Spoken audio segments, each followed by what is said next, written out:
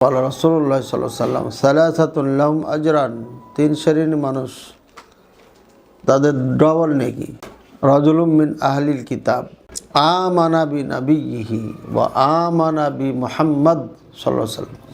একজন আহলি কিতাবের ব্যক্তি, মানুষ, নারী হোক পুরুষ হোক, সে ঈমান এনেছে তার নবীর প্রতি, খ্রিস্টান ঈসা আলাইহিস সালামের প্রতি ঈমান এনেছে, সাথে সাথে মুহাম্মদ সাল্লাল্লাহু আলাইহি ওয়াসাল্লামের প্রতি ঈমান এনেছে। এই জন্য সে ডবল নেকি পাবে। ঠিক আছে, কারণ সে দুটাকে মেনেছে। এখানে ডবল নেকি পাওয়ার কি আছে? এটাকে ডবল নেকি পাওয়ার কারণ হচ্ছে যে একজন মুরিদ এক পীরের কাছে বায়াত হয়েছে, এদের নিয়ম হলো পীরের বাইরে যেতে পারবে না। একজন হানাফি মাযহাবের অনুসারী নিয়ম হলো হানাফি মাযহাবের বাইরে যেতে পারবে না। কিন্তু যখন কোরআন সুন্নাত থেকে কোনো দলিল পেয়ে যায়, ওই মুরিদদের মধ্যে থেকে বা মাযহাবিদের মধ্যে থেকে যে এই কোরআন সুন্নাহকে মেনে নাই, মাযহাবের বিপক্ষে, পীর সাহেবের বিপক্ষে, তাহলে সে একটা কোরবানি করলো না, ত্যাগ, সত্য গ্রহণের জন্য ত্যাগ করেছে পীর সাহেবকে। ত্যাগ মানে ওই ত্যাগ না যে তালাক দিয়ে দিলাম আর চলবে না, বরঞ্চ তার ভুলটা মেনে নেয়নি। সম্মান শ্রদ্ধা ঠিক রেখেছে, কিন্তু পীর সাহেবের বিপক্ষে কোরআন সুন্নাহকে অগ্রাধিকার দিয়েছে। এই যে পীর সাহেবের বিপক্ষে অগ্রাধিকার দেওয়া, এটা কিন্তু বড় কুরবানি।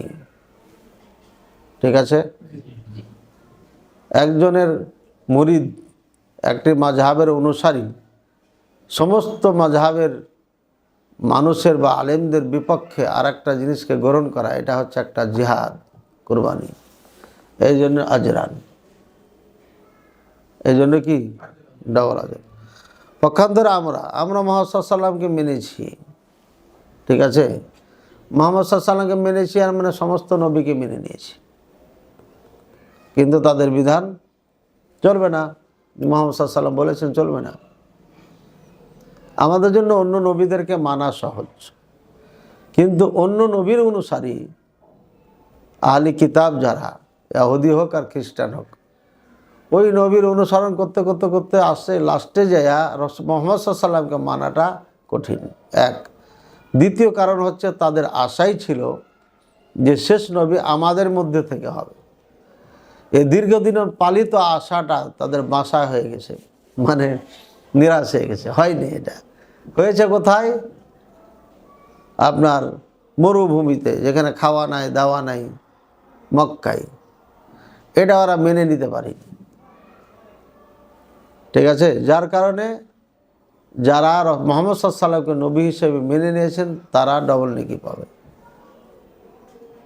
বুঝছো কারণ?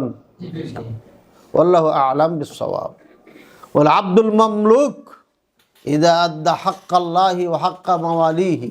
আর কোনো দাস, যে দাস নিজের হক আদায় করে, আল্লাহর হক আদায় করে। নিজের হক মানে তার মালিকের হক,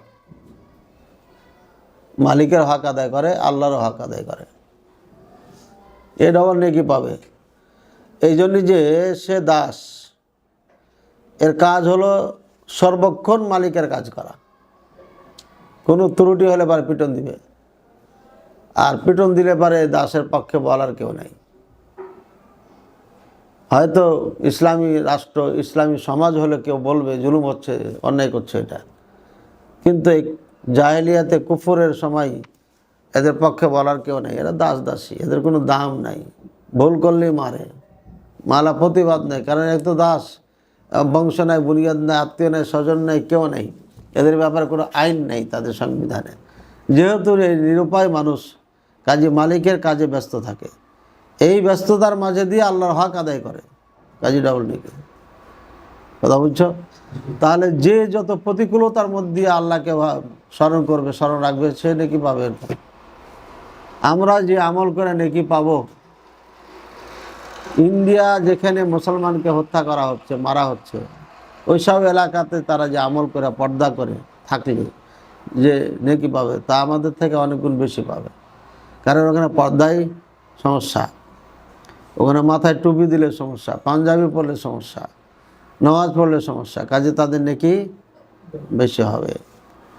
এভাবে যেখানে যত বাধা, সেই বাধার মধ্যে থেকে যখন আল্লাহর হক আদায় করে তখন সেখানে নেকি হবে বেশি। ওয়ারাজুলুন কানাত ইনদাহু আমা ইয়াতাউহা ফাআদ্দাবাহা ফাআহসানা তা'দীবাহা ওয়া আল্লামাহা ফাআহসানা তা'লীমাহা সুম্মা আ'তাকাহা ফাতাযাওয়াজাহা ফালাহু আজরান, মুত্তাফাক আলাইহ। এরপর ওই ব্যক্তি, যে ব্যক্তির নিকট একটা বাদী আছে, দাসী আছে, এই দাসী কোনটা? যুদ্ধ করার পরে যুদ্ধর ময়দান থেকে গনিমত হিসাবে যে সমস্ত নারী পুরুষকে পাওয়া যায়, এরা দাসী হিসাবে কাজ করে মুসলমানদের আজীবন। এই দাস তো দাসী পুরুষ মানুষ, এটাকে কাজও করাইতে পারো, বিক্রিও করতে পারো, দাসীকেও তাই। তবে দাসীর মধ্যে আর একটা ফ্যাসিলিটি আছে, এটা স্ত্রীর মতো ব্যবহার করা যায়, ঠিক আছে?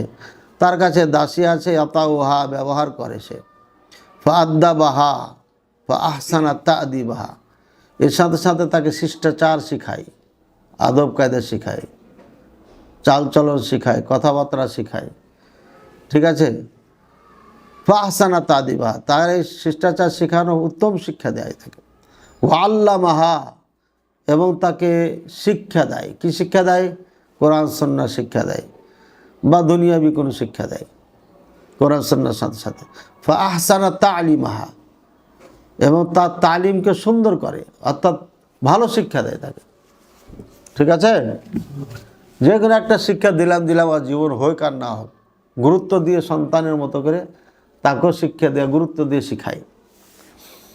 ফাআহসানা তা'লীমাহা সুম্মা আ'তাকা, এরপরে একে গোলাম স্বাধীন করে দিল, যাও তুমি স্বাধীন, মুক্ত। ফাতাযাওয়াজাহা, এরপরে বিয়েও দিয়ে দিল, যাও, আমার মাদ্রাসায় একটা ছাত্র আছে, ভালো ছাত্র, এসব বিয়ে দিয়ে দিলাম, শিখাইলাম, পড়াইলাম, শিষ্টাচার শিক্ষা, বিয়ে দিয়ে দিলাম, তাহলে কত? ডবল নেকি, ঠিক আছে? ফালাহু আজরান, তাহলে তার আপনার ডবল নেকি। এই জন্যই যে একজন দাসীকে শিক্ষা দেওয়া আবার তাকে স্বাধীন করে দেওয়া, এই দুই কাজ ওনার ছিল না। ওনার কাজ ছিল তাকে কাজ করাবে, মূর্খ রাখবে, মূর্খ থাকলে কাজ করবে। শিক্ষিত হলে পারে কাজ করতে পারে চাই না, মানে শিক্ষিত হলে বুদ্ধি হয়ে যায়, ফেসবুকে কখন লিখে দিবে, হ্যাঁ, ইংলিশে বলতে পারলে ইংলিশে তখন ফোন করে কখন বলে দিবে যে আমার উপর জুলুম করছে, তাহলে মালিকের সমস্যা হবে না? হ্যাঁ, যেমন মাদ্রাসায় তোমাদেরকে কোনো ওস্তাদ ফাঁকি দিয়ে পড়াতে পারবে না, কারণ ये बड़ा है, समझता है, कभी शिकायत कर देगा, এদিন একটা ভয় আছে। কিন্তু ছোটো ছোটো বাচ্চা যেগুলো, ওই হুজুরে বলছে এরা তার অভিযোগ বুঝে না, যেমনি চলাই তেমনি চলবে, এই জন্য তাদের ব্যাপারে এই ভয়টা থাকে না। কিন্তু বড়োদের ব্যাপারে ভয় থাকে যে কখন এটা ওপরে জানাই দিবে, থাকে না।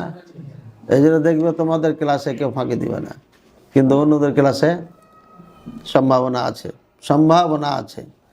কাজী যেখানে কোনো ভয় নাই, দায়িত্ব নাই, সেখানে এত কাজ করলো, শিক্ষা দিল, আবার স্বাধীন করে বিয়ে শাদীর ব্যবস্থা করে দিল, তাহলে নেকি তো হবেই, এই জন্য ডবল নেকি।